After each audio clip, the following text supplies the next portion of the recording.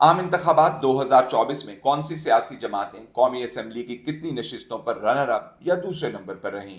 धांधली के दावों की हकीकत क्या है? आम इंतखाबात 2024 में 114 छोटी बड़ी सियासी जमातों ने हिस्सा लिया और कौमी और सूबाई असेंबलियों की नशिस्तों पर अपने उम्मीदवार उतारे। इंतखाबी मुकाबले में शरीक इन सियासी जमातों के उम्मीदवारों की तादाद कम से कम एक उम्मीदवार से सैकड़ों उम्मीदवारों तक रही। आज हम इनमें से चंद ऐसी ही सियासी जमातों के इंतखाबी मुकाबले पर बात करेंगे जिनके उम्मीदवारों की तादाद चंद दर्जन या सैकड़ों में रही।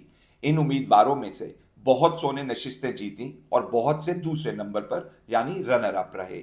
मुल्क की तारीख में मुनक्किदा गुज़िश्ता कई इंतखाबात की तरह इन इंतखाबात में भी तकरीबन सभी सियासी जमातें इंतखाबी धांधली की शिकायत कर रही हैं। ताहम कुछ हकायक बहुत दिलचस्प हैं।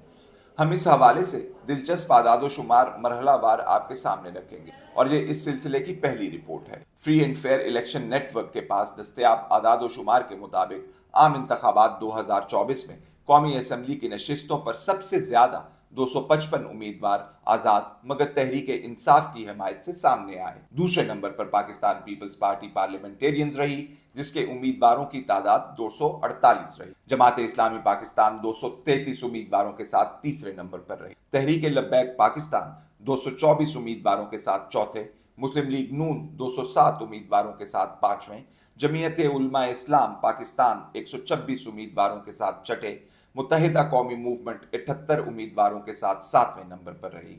अवामी नेशनल पार्टी ने 62 उम्मीदवार मैदान में उतारे। इसी तरह कुछ जमातों के इत्तेहाद ग्रैंड डेमोक्रेटिक अलायंस ने कौमी असेंबली की नशिस्तों पर मुकाबले के लिए सिर्फ 30 उम्मीदवार खड़े किए। चारों सूबों में कौमी असेंबली के हलकों में तहरीक इंसाफ के हमायती याफ्ता आजाद उम्मीदवारों में से जो उम्मीदवार नशिस्त ना जीत सके, इनमें से 99 उम्मीदवार रनर अप यानी दूसरे नंबर पर रहे। इसके बाद मुल्क भर में कौमी असेंबली की नशिस्तों पर जिस जमात के उम्मीदवार रनर अप रहे वो मुस्लिम लीग नून है जिसके रनर अप उम्मीदवारों की तादाद 68 है। इसी तरह जमीयत उलमा इस्लाम के 29, ग्रैंड डेमोक्रेटिक अलायंस के 18, पाकिस्तान पीपल्स पार्टी पार्लियामेंटेरियंस के 10, अवामी नेशनल पार्टी के 8, जमात इस्लामी पाकिस्तान के 5 उम्मीदवार रनर अप रहे। जबकि मुत्तहिदा कौमी मूवमेंट जिसने कौमी असेंबली की तकरीबन 1.5 दर्जन नशिस्तें जीती, इनका कोई उम्मीदवार रनर अप ना रहा। दूसरी तरफ तहरीक लब्बैक पाकिस्तान जिसने मुल्क भर में कौमी असेंबली की नशिस्तों पर 224 उम्मीदवार खड़े किए, इन उम्मीदवारों में से कोई जीता और ना ही दूसरे नंबर पर रहा।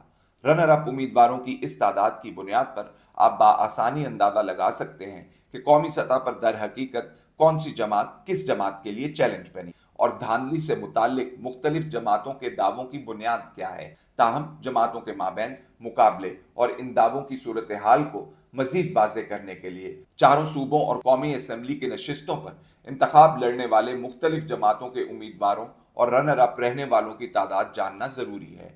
यकीनन हम आपको इस हवाले से जरूर आगाही देंगे मगर अपनी अगली रिपोर्ट्स में।